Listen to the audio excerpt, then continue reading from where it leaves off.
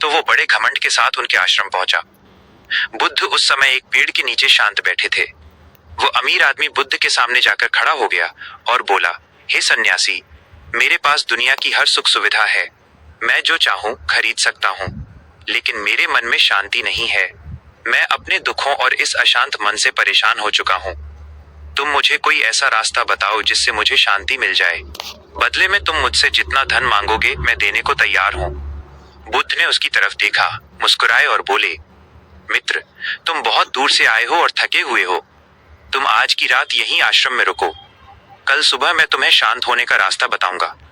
अगली सुबह जब वो अमीर आदमी सोकर उठा तो उसने देखा कि बुद्ध आश्रम के बगीचे में घुटनों के बल बैठकर सूखी घास में कुछ ढूंढ रहे हैं। सुबह की तेज धूप निकलकर पसीने की बूंदें थीं।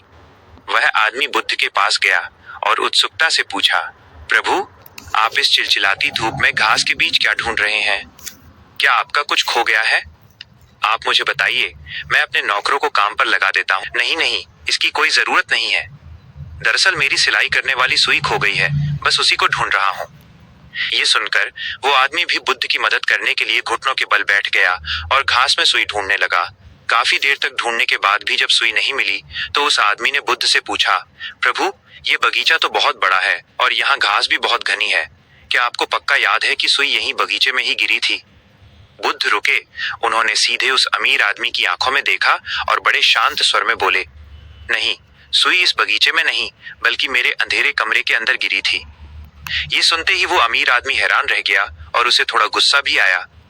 वह बोला, प्रभु, आप ये कैसी पागलों जैसी बात कर रहे हैं?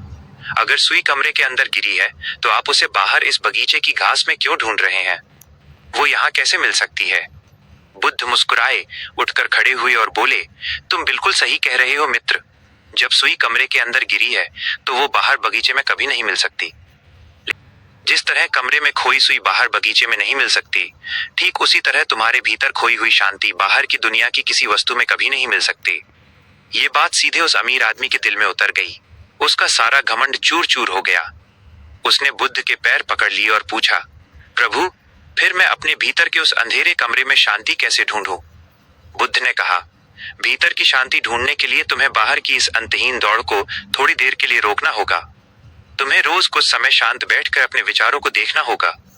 जब तुम बाहर की चीजों से अपनी खुशी को जोड़ना बंद कर दोगे तो तुम्हारे भीतर का अंधेरा दूर हो जाएगा और तुम्हें वो शांति मिल जाएगी जो हमेशा से तुम्हारे पास ही थी। लगी हो तो चैनल को सब्सक्राइब कर दें। दोस्तों, आज की